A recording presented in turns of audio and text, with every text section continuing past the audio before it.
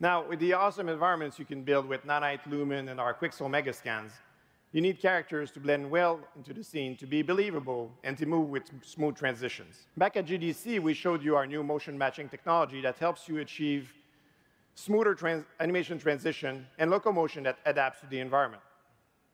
Creating animation requires a lot of effort, and being able to do it in context in your environments makes that much easier.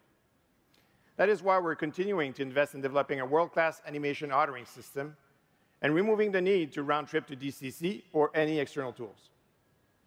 Some of the improvements we've made in 5.5 include deformers that are now much easier to use and can be added to sequencer with just one click.